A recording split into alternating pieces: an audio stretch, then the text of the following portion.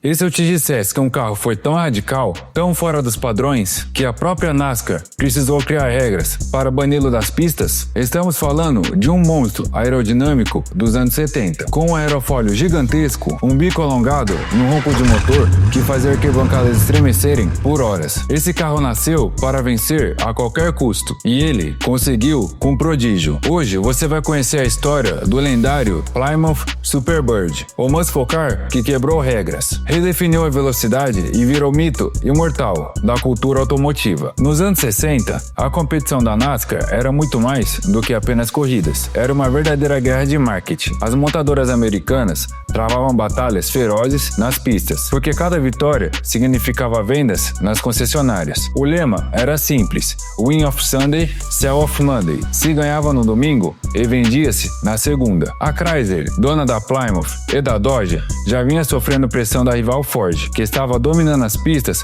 com o Ford Torino Talladega. Para responder, a Dodge lançou o Daytona Charger 1969, primeiro carro com design aerodinâmico extremo na NASCAR. O sucesso foi imediato, mas havia um problema. Richard Petty, o maior astro da época, corria pela Plymouth e queria mais competitividade. Quando percebeu que a Dodge tinha vantagem, ele ameaçou migrar para a concorrência. A Plymouth não podia perder o Rei Petty. Assim nasceu o Plymouth Superbird em 1970, um carro construído não para as ruas, mas para trazer Petty de volta e conquistar as pistas. O visual do Superbird era simplesmente chocante para a época. Ele trazia duas marcas registradas. O enorme aerofólio traseiro não era só estética. Medindo mais de 60 centímetros de altura, ele foi projetado para garantir estabilidade em altas velocidades. Sua altura não era por acaso, foi feita para abrir espaço para o porta-malas quando levantado. O nariz alongado, um bico de fibra de vidro com 48 centímetros de extensão, desenhado para cortar o ar e reduzir o arrasto aerodinâmico. Esse design transformou o Superbird em uma máquina de alta velocidade, mas também o fez parecer um alienígena,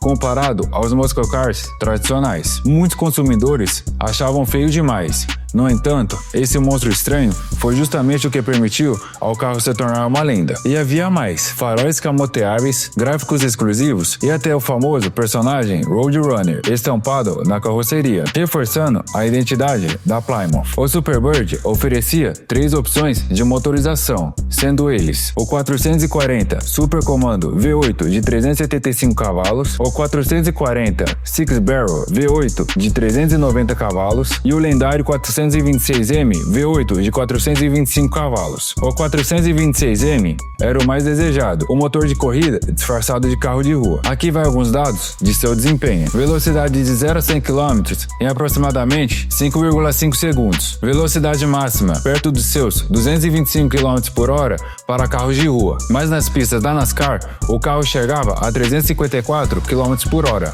algo assustador para a época. Afinal, estamos falando dos anos 1970. Esse desempenho aerodinâmico fez o Superbird um verdadeiro foguete. Para efeito de comparação, enquanto a maioria dos muscle cars da época lutava contra a aerodinâmica, o Superbird era um carro de túnel de vento. Em 1970, o Plymouth Superbird entrou oficialmente na NASCAR, com Richard Petty ao volante. O carro conquistou 8 vitórias e dezenas de colocações no top 5, mas a dominância dos carros aerodinâmicos da Chrysler, Superbird e Daytona chamou a atenção. Eles eram rápidos demais, deixando a concorrência sem chances. A resposta da NASCAR foi drástica. A partir de 1971, os carros como Superbird e Daytona passaram a ter limitações de motor se quisesse competir, ou motores muito menores, ou restrições que o tornavam não competitivos. Na prática, isso baniu os carros aerodinâmicos radicais da categoria. O reinado do Superbird nas pistas durou pouco, mas foi suficiente para marcar história. Para homologar o carro na NASCAR, a Plymouth precisou produzir pelo menos